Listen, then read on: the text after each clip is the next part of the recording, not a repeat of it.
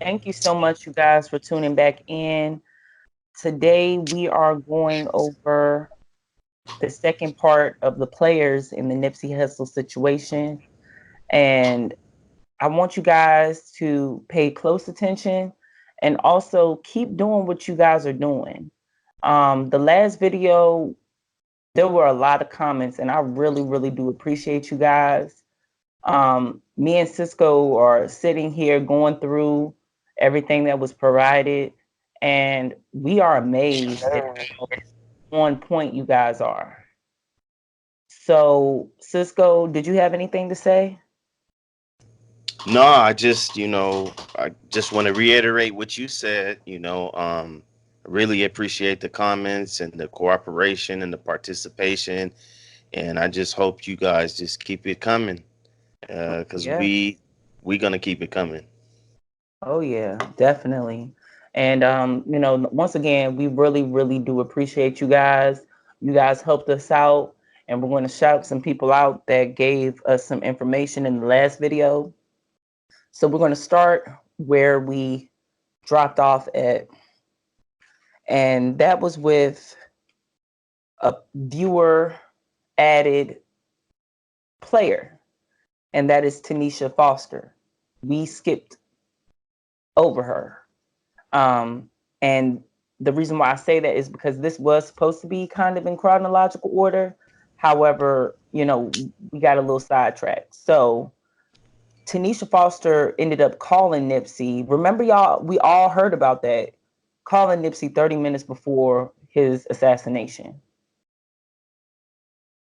Shout out Correct. to that viewer who was able to spot that and give us that player. We definitely appreciate that. And also, you said there was another thing that you wanted to add her as a player. Yeah, she's a player after the fact too, because of the custody battle and because of the inheritance issue. So Correct. again, I want to say thank you to that viewer for just typing in, Tanisha Foster, because that was a good one. A good one. We got some smart people on here. And like I said, if you join this channel, that's what I'm wanting. I want to open your minds. I want to have people think for themselves. And I really do. I hope that this goes how it's supposed to go. No drama, just stating facts. So the next person we have on the list is Rimpau. Now, Rimpau has been friends with Nipsey since grade school. Another reason why he is added onto the list is because he's named in the transcripts. He's only named. He's not subpoenaed as a actual witness to the murder.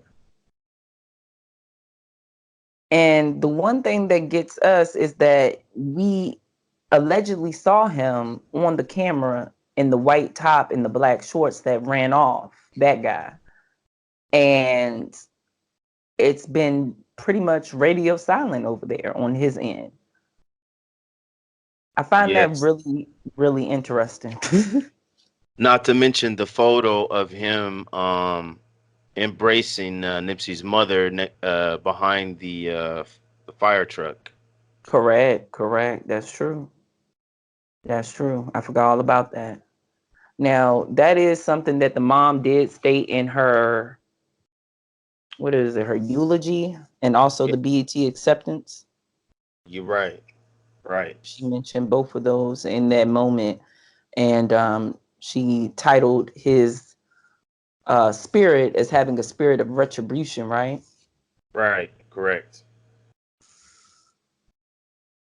Not too much to say about Rimpau, honestly. I don't have anything further. He's a rap artist as well. Um, is he under all money in? I'm not sure if he's I'm not part of. either. I'm not sure. Rimpaw. I don't know. I don't know. But I definitely know he belongs on this list. For sure. Okay. So we got Rimpau. So then we get into some of the things that we saw in the video itself of the assassination. A lot of people were talking about the guy in the white car. It's an unknown race of man that gets out the car right before the shooting happens. He Mm-hmm. passes Eric Holder. And also what we noticed is that he was the only car that was backed into a parking spot. Correct. And That something we'll cover in a future video.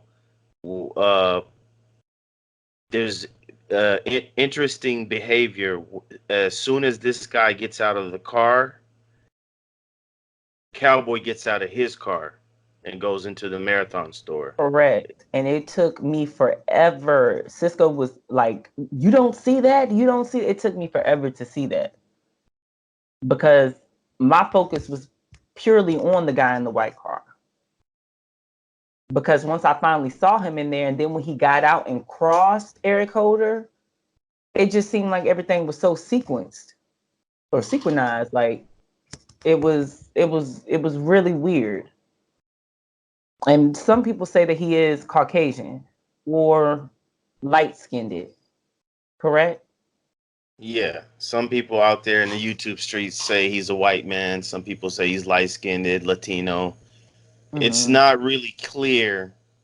And we know from the transcripts that there's somehow between the hands of the police and the prosecutor that video is unclear. So a lot of the stuff we got was from TMZ and then it went through its cycle through YouTube. So it's really no telling what we're getting to see now. Correct. So then we have the guy in the, I mean, I'm sorry, not the guy, the unknown woman, black woman, that jumps out of her black Audi. It's a black truck, black SUV. Yeah. I've heard of it referred to as an Audi, so I just wanted to make sure I kept it familiar for people. But the black truck-like car that was parked right in the middle of the parking lot. She didn't even take the time to park the car. Um, it seemed like she was just sitting there waiting. And then once she saw what happened, she got out. Then she ran back in. And then she jumped back out again. Right. And Also, also before she got back out, she tapped those lights. exactly. I was going to say, since you mentioned the sequence, just to remind the people, Mm-hmm. I'm not trying to drive a narrative. I'm just trying to this is what I saw. Um, if you look at things incrementally, and this is one of the things I used to tell LA, like look at one thing over and over, but don't look at nothing else. So one thing I Mm-hmm. noticed is that on when she does a gesture with her hand, or just before she does a gesture, or right, because I didn't review this. I'm freestyling. So Me too. there's a sequences of events. There's either a honk of a horn from that guy who's backed in his spot, then a hand gesture, or vice versa. Then he gets out of his car, and then like 3 seconds later, Cowboy gets out of his car and go in it. And that's I just wanted to put that out there. You guys look at it and judge it for yourself. Mm-hmm. But I'm just adding on to her LA saying that that it looked like it's sequenced. Mm-hmm. Mm-hmm. That's true because something diverted their attention for a split second. Yes, you see them all look away. It's like maybe this guy honks his horn or something. They look away. I think that hand comes out. Then he gets out of his car, and then Cowboy gets out of his car. Cowboy goes to the store, and then the guy goes on his path. So also from what we saw is a guy in Master Burger and he kind of gets down on the ground and then he pops back up after the shooting was over and he's just looking out the window.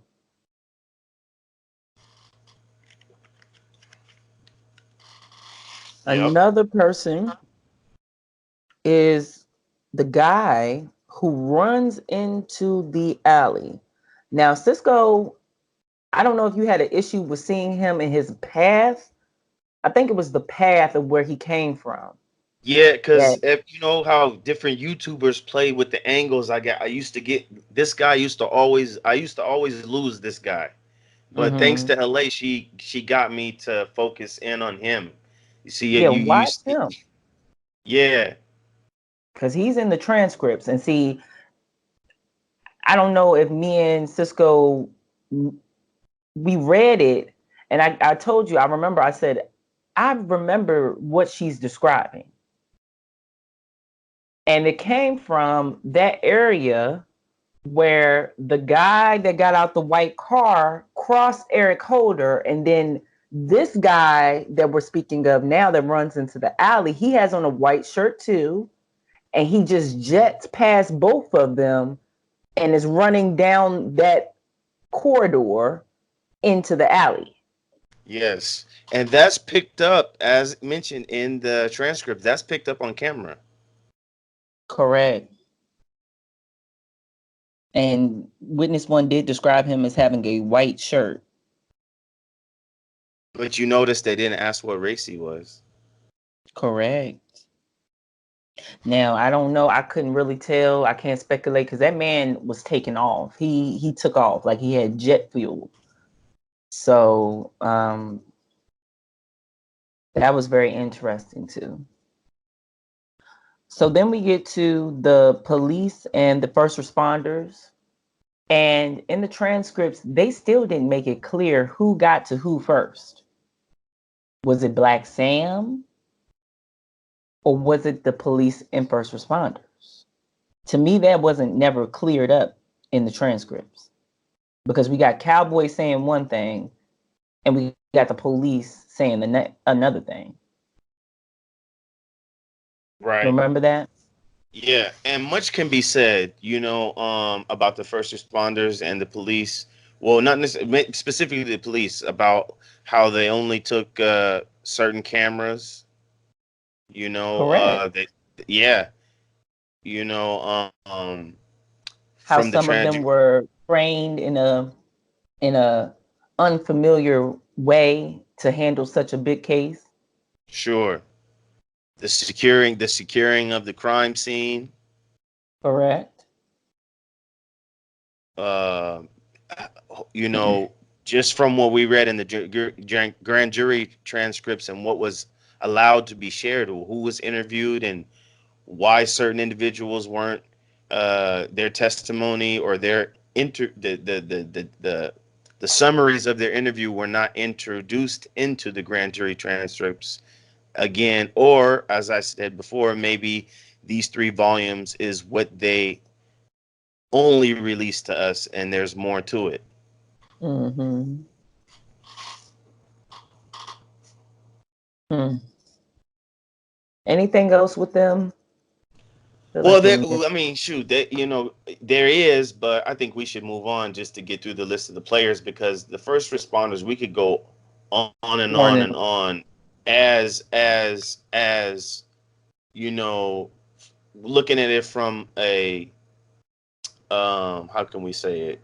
You could look at it from a taxpayer's point of view. You could look at it as from on. any, it was a myriad of different angles of how we could dissect how the first responders, specifically the police, how they treated the crime scene, on and on and on. We could talk for a long, long, long time about that, Sure. and maybe we could in the future, but I think we should just move on because there's a lot. Remember when we were going through the transcripts, we just, in my notes, there's a lot of Mine questionable too.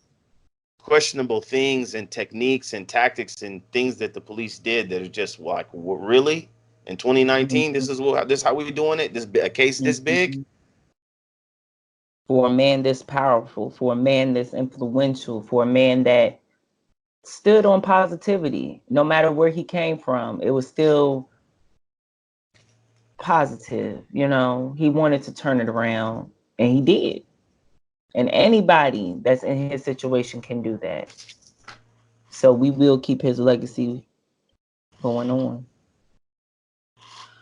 So then we have Black Sam and the mom, Right. and I need to look up her name because I don't want to refer to her as just mom.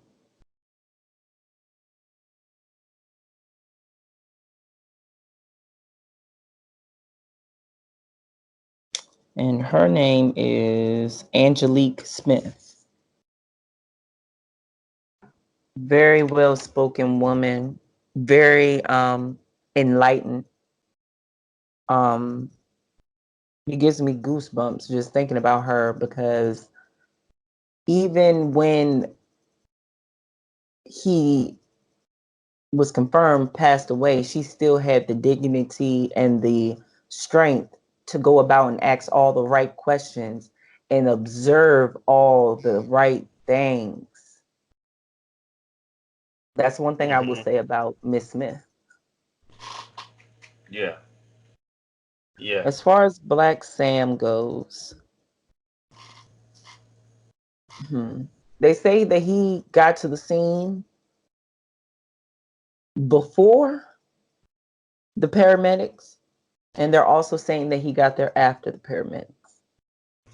But the thing about me is, I always found it, and I'm not denying that. I'm not denying that whatsoever. I believe that he was there, but I find is strange.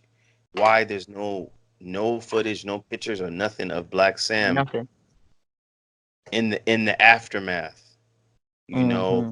you don't. There's nothing. I haven't seen anything, and if you guys find it, please, let LA know how to get it.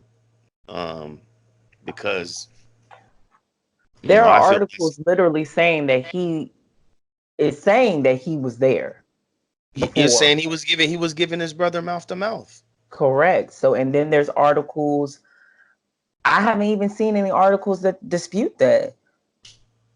So it's crazy, but they don't have it listed in the transcripts.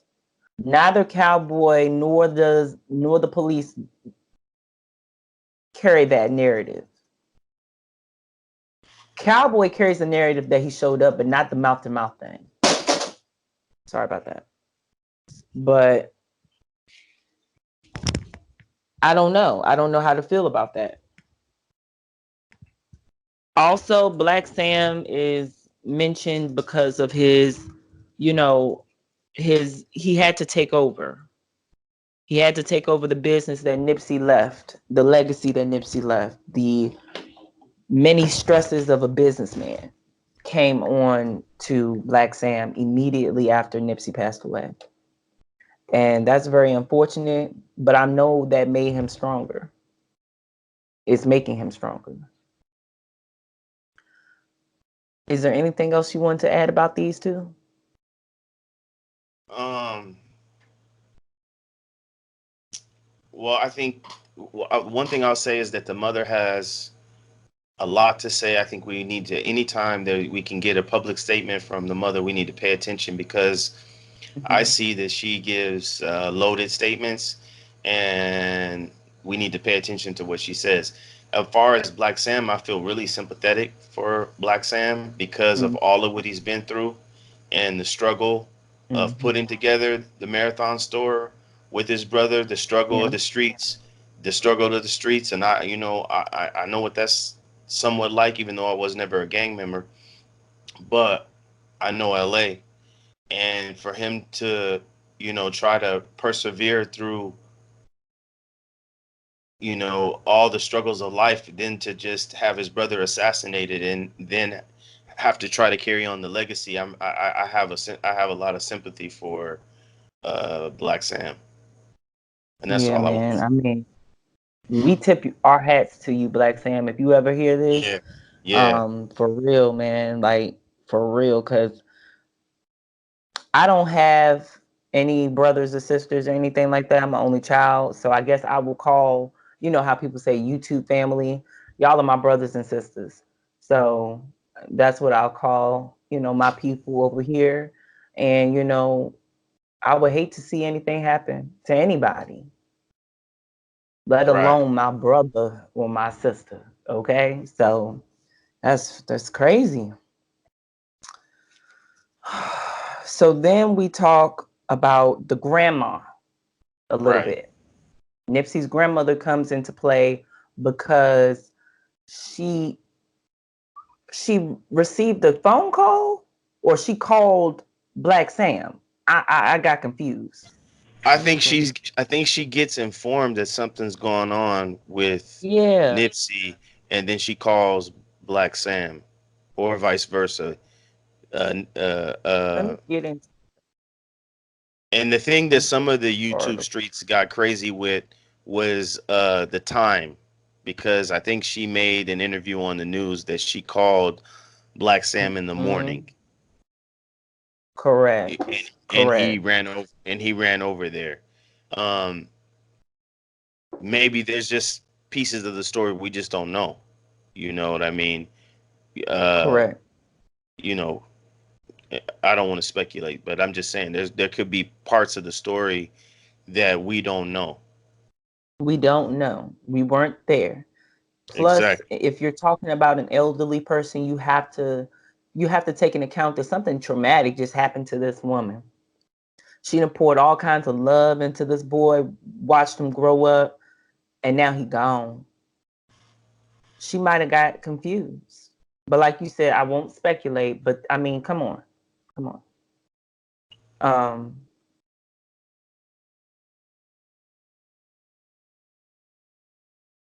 mm.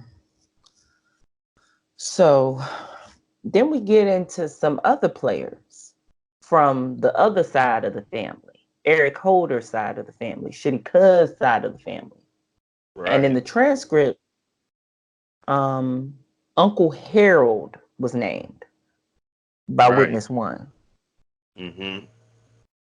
So whoever Uncle Harold was, he lived pretty close to the scene, and that is where Eric Holder, Shitty Cuz, dropped off the gun. Mm-hmm. So that's definitely a player. So then we get into one that Cisco brought up, and I'll let him elaborate on that a little bit because that was a good call. Witness one's mother. Correct. Yep. Okay. Yeah. So this is where witness one, she takes Eric Holder. Before she takes Eric Holder to Motel 6, she goes to her mama's house. Now, just use let's just stick to the facts. Hmm. Okay. So here's a girl. She's in a car with a dude. Hmm. Okay. She parks around the corner. She hears gunshots. Dude gets in the car. Now, how Remember how she why said he was acting all shady? right, but what I'm saying is, why, after all of what is transpired, why You would take you him. feel comfortable, Mm-mm. even if you don't know what happened? Why would you feel comfortable taking him to your mama's house?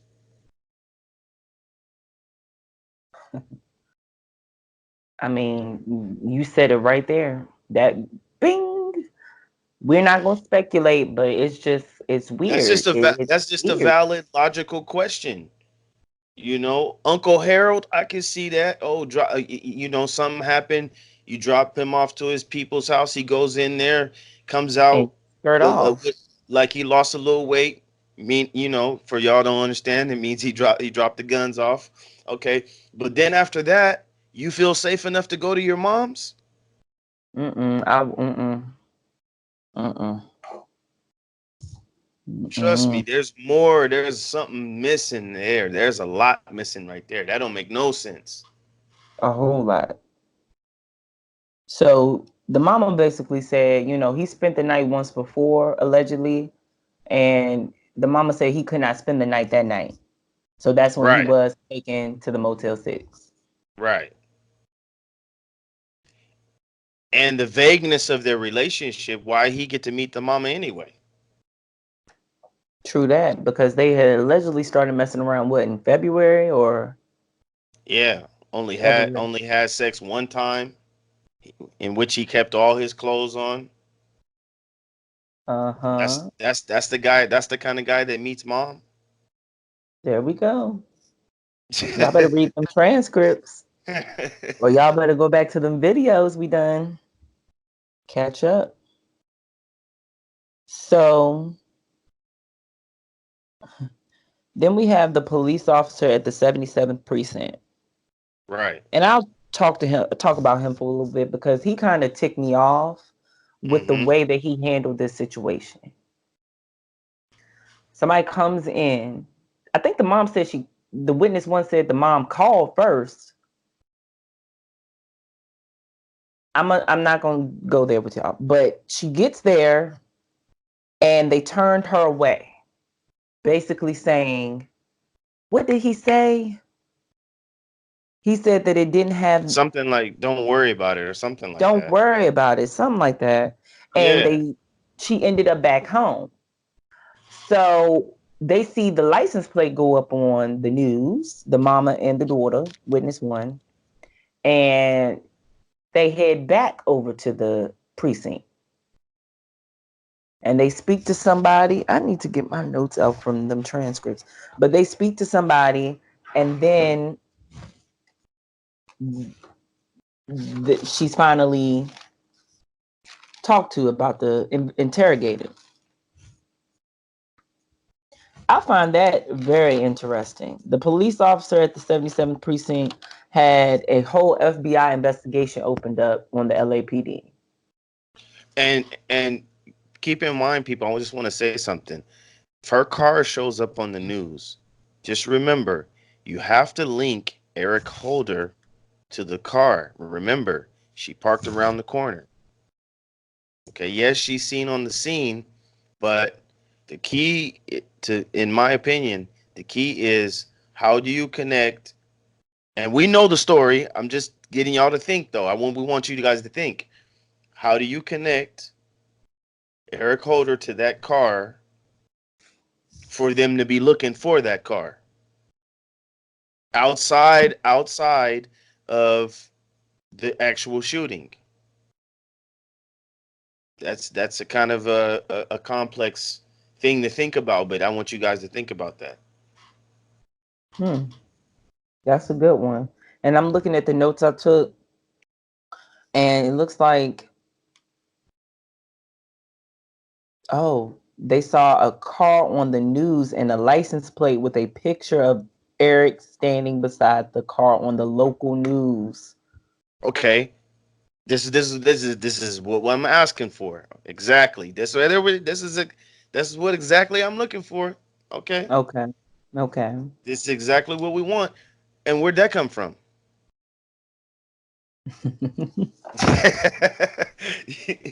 You see what I'm saying? Okay, so I mean, like we said, we got to go down these rabbit holes.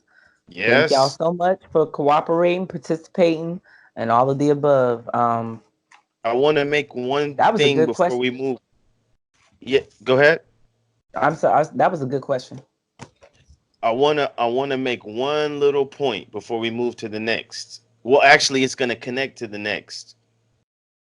According to the transcripts, Hmm. when asked why this guy turned away witness one and the mother, is he says that I guess he was not briefed at the chief of police's press conference. Now, I may be ignorant, so I'm asking LA's family to answer this question. Another question: do police officers get briefed in a briefing room, or do they have to? All the police officers on a given shift have to attend a press conference to get briefed. I just want Hmm. y'all to answer that question. I just want to know. Okay, because I don't know, but I do know that that sounded really fishy, really, really fishy. And like I said, he got the FBI looking into the LAPD if they even are, but that's none of my business. But that's weird. That's weird for you to do all that. So Good, good player in the assassination.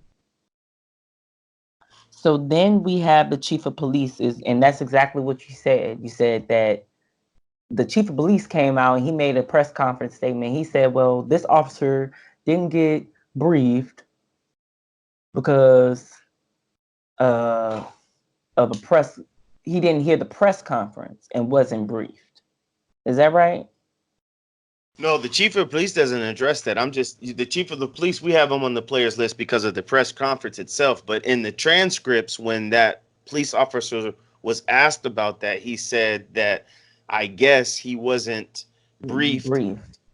by the chief of the police's press conference. And I'm just asking, dude, that's a shift job, okay? Mm-hmm. Police officers work a shift. So what I'm saying is, do they get briefed at the press conference, or do they have a briefing An actual briefing, yeah.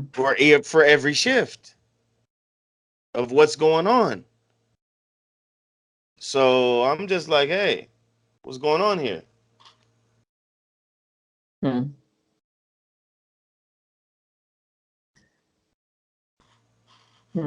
I don't know how to feel about that, but okay.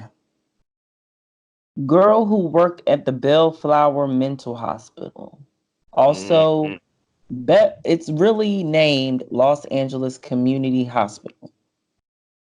9900 Artesia. Artesia Boulevard. This woman made the viral video of Eric Holder getting arrested. You got anything to say about that? I just felt that that video was very strange, and I'll admit it, and LA knows what I did was I put the address in Google Maps and I Hmm. got on Street View, and I tried so hard to get the same angle that she was using from her camera, and I could never get it. And that doesn't mean anything, but I just found it, you know, kind of strange, the timing and everything. I And just also found, what she was saying. yeah, yeah, I yeah. mean, that just caught me as strange too. Like what she was actually saying while recording, while, is this the guy? Right. I work here at this mental facility. Like all that was just really extra, but okay, definitely a player. We also have some of the people who are once again associated with Eric Holder, aka Shitty Cuz, and that's Chris Darden, his lawyer. Right. The lawyer was retained by unknown resources. We never got to find out, and we probably never will, on how exactly Eric Holder Jr., aka Shitty Cuz, was able to retain Chris Darden. But Cisco, didn't you have a theory? Yeah. One of the things that a lot of people I was hearing when this came out, a lot of people were missing, is just knowing the arena of attorneys and lawyers and how they move. A case of this magnitude, um, a lawyer might just do this case pro bono, or maybe he doesn't want to announce it's pro bono, but he's doing it pro bono, but that somebody is paying for the services, for example. Mm. And that's what I wanted to, that's the only thing I wanted to share, is that why wouldn't you, as an attorney or a lawyer, why wouldn't you want to jump into this case? Uh, and I want to say the reason why he got out of this case. You have to read between the lines when Chris Darden says that I'm battle tested and I'm not afraid of any uh, social media threats. But he got out of the case of because of credible threats. Credible threats. Okay. So somebody informed him that, hey, if you don't get off this case, there's a problem. And why wouldn't the, those people, whoever they were, why wouldn't they want Chris Jordan on this case? Because LA and I, through our countless hours of going over this case, it is a, unless it's one of those kangaroo court cases, it's a defense attorney's dream case. It's a defensive attorney's dream case, Hmm. in my opinion. I'm not a lawyer or a law student or none of that, but a guy like Chris Jordan on this case, it's a wrap. In my opinion, it's a wrap. Mhm. And well, I'll save that. I'll stop there. Okay. Yeah, cause we gonna get to it anyway. Yes, we are. So then we have Lewin Young. She is now Eric Holder's public defender. Right. Lewin Young is not a lightweight. She is No. definitely heavy in these streets. So don't y'all get it twisted. Yes. Do your research. Yes. And that's what I was just gonna say. That's why I stopped. Because Mm-hmm. Llewellyn Young is not a good but a great attorney. And Ooh, if you all do this research and look at what she's motioning for, look at the motion that she's asked for, the motion of since she discovery, what stepped she's in. asked for. Correct. Correct. That's heavy. That is heavy. If you're following this case and you look at what she asked for, oh my goodness, I just can't wait to see if they're gonna televise this case. I doubt it. It's too much zigzags.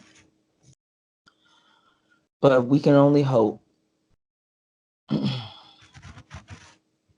I think it would be in their best interest though, honestly.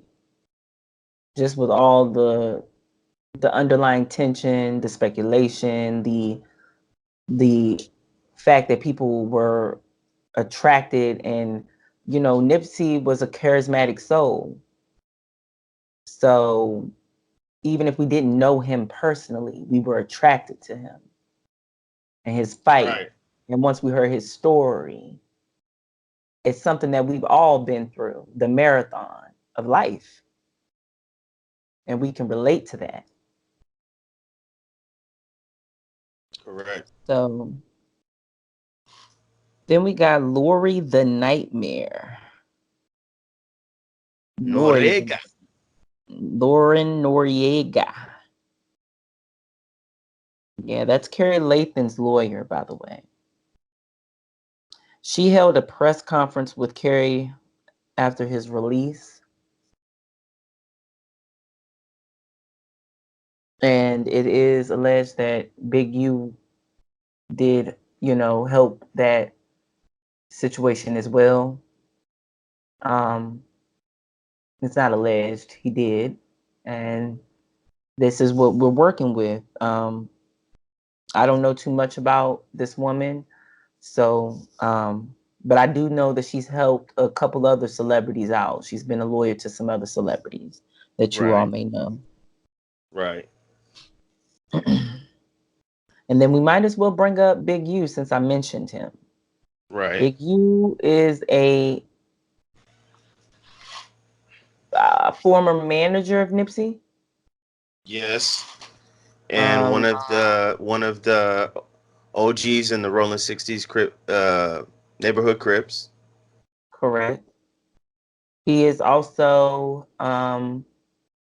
managed a lot of successful artists in his time, not just Nipsey.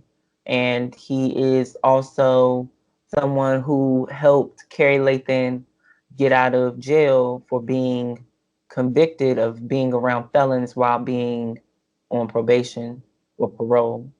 Um, so he Not to is a player. mention not to mention his nonprofit for uh, uh, um, helping trying to decrease the gang violence in Los Angeles, and it's down to its lowest. And not to mention the peace rally after the assassination, in which the Rolling 60s Crips and the A-Tray Gangster Crips came together in over 40 years.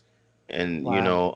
that's a huge thing. I know the YouTube streets have really been pointing fingers at Big U, but Hmm. I personally, like that nickname they he's gave a him. player. He's a player in this thing, but I mean, nobody has ever brought any hardcore evidence. You know what I mean? It's all speculation.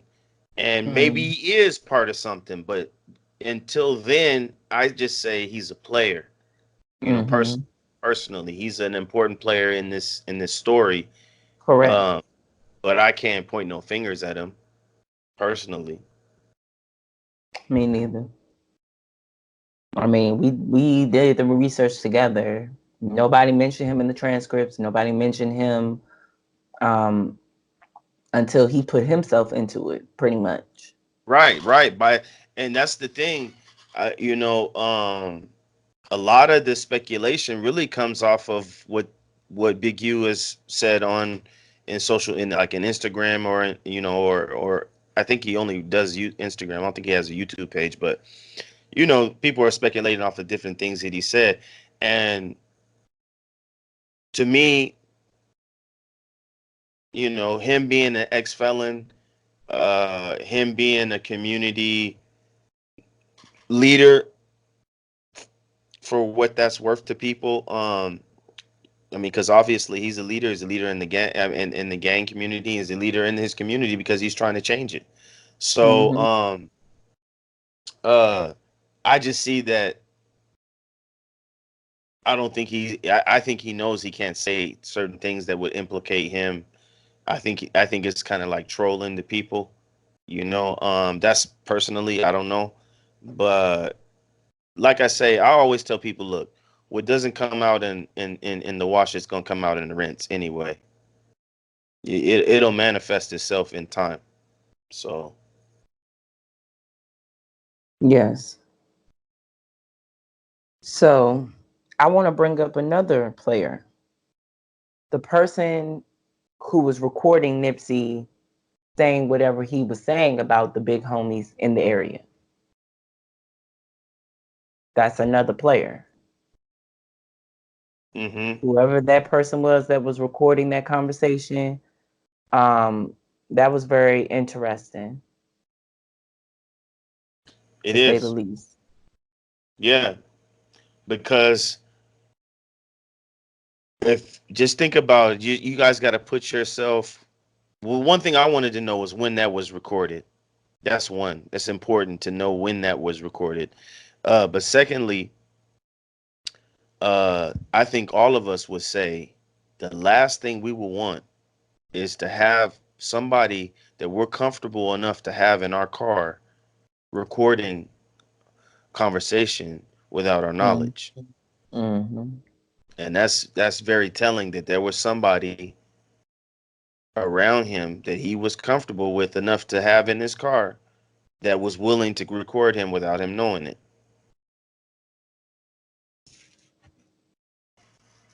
Hmm. Also, since I brought that person up, bring up the person who got that video inside of the Marathon clothing store the day that Nipsey was murdered. If you look back on my channel, you'll see that video as well. And they were just standing right there and they zoomed in on Nipsey. Um, Whoever that person may have been as well, these are two unknown people. Right. So then we have the prosecutors John McKinney and Valerie Anel Rocha.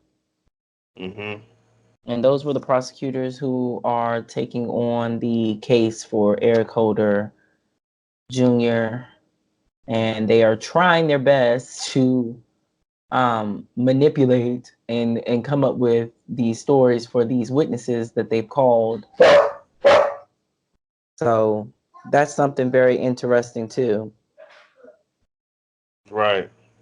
What was interesting also was that um, during the closing statements, McKinney kept on fumbling and referring to Eric Holder as the defendant, and he is not to be labeled as the defendant in the grand jury. He's the target.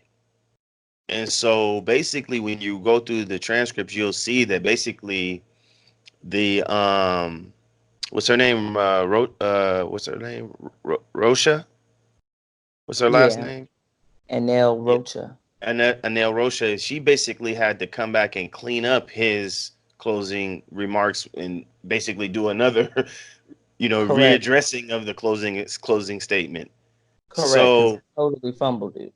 yeah, so that to me that was kind of interesting.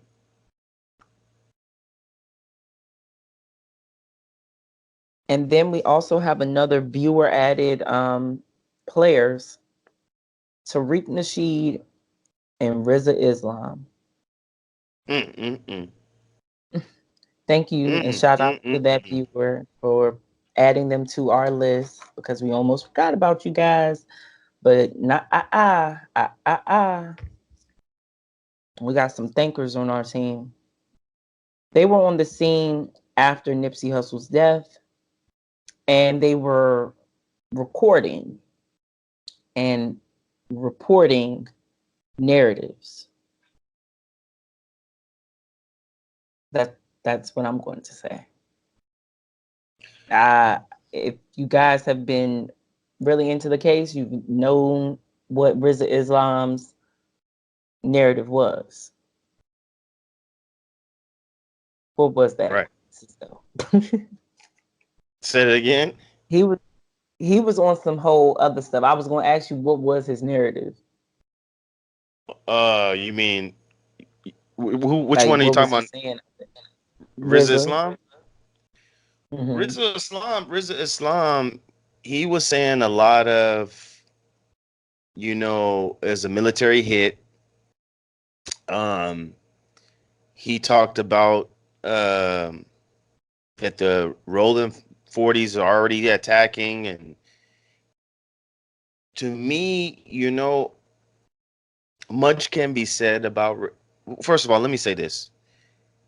This is for the LA show. The views and opinions in which I'm about to express do not reflect the views and opinions of the LA show. This is purely me saying what I feel. Okay. Um, Oh, when an individual like Riza Islam that has a extremely questionable background, extremely questionable, and I'm gonna just say you guys do your own research. I'm not a fanboy.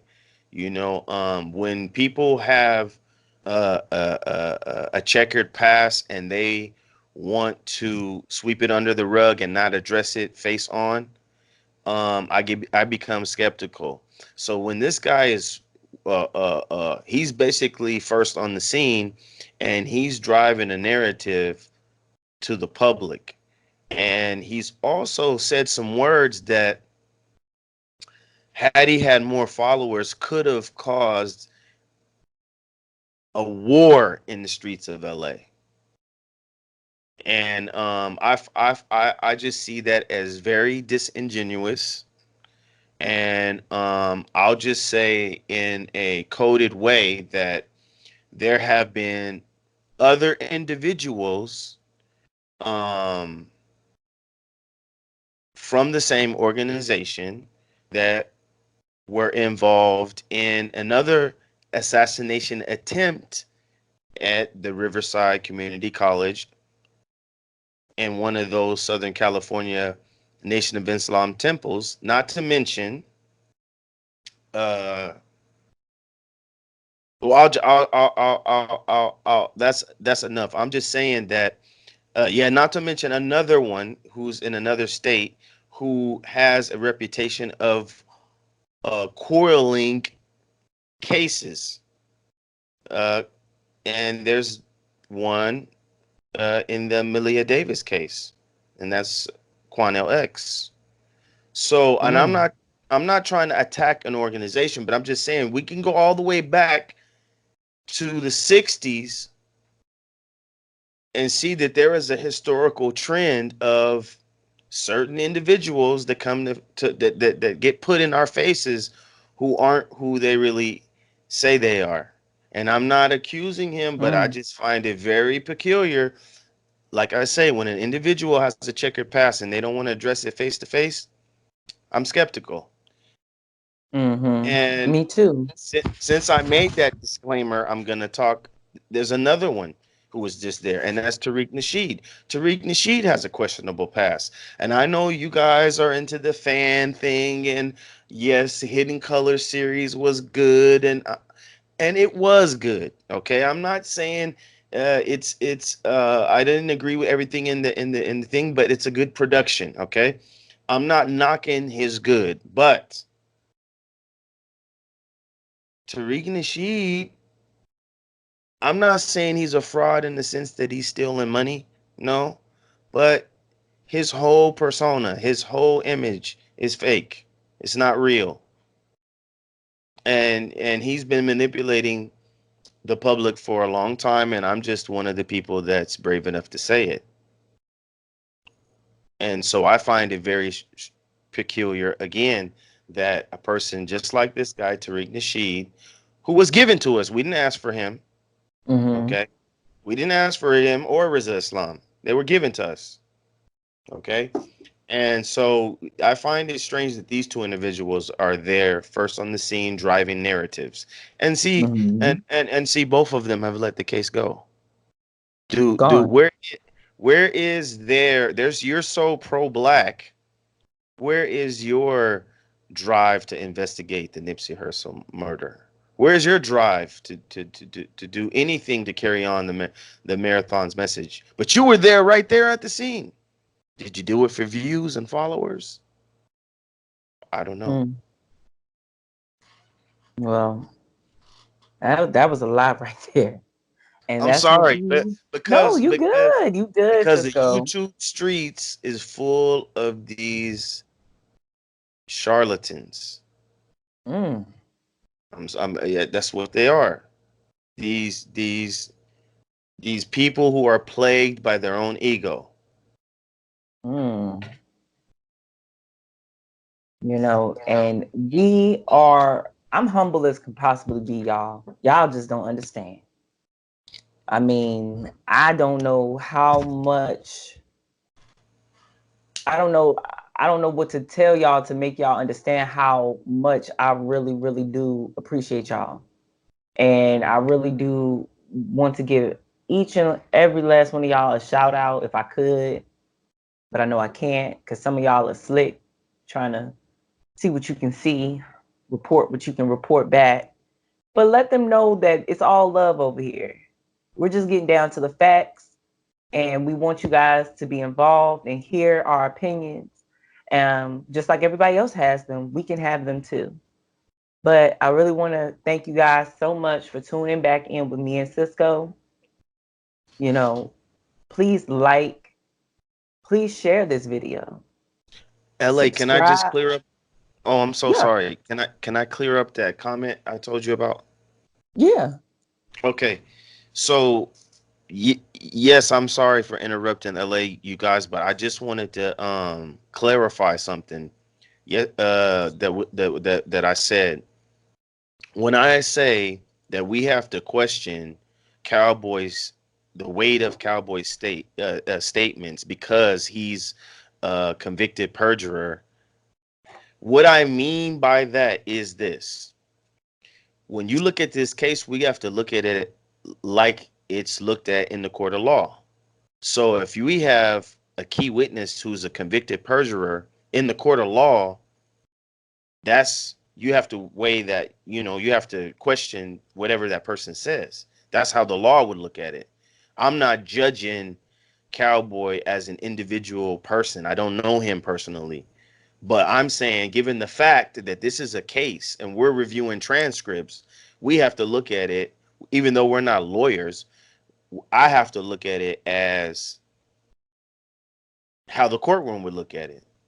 Off the sake of research. Is that a credible statement from a person considering his situation? Last I checked, he was a unregistered sex offender. He's convicted of perjury. Him being an unregistered sex offender doesn't have nothing to do with his statement, but him being convicted of perjury does. Hmm. You've already lied on the stand before and went to Do jail for y'all's it. research, man. Do y'all's research. If y'all really invested in this case, like I said, like, share, subscribe, and do your own research.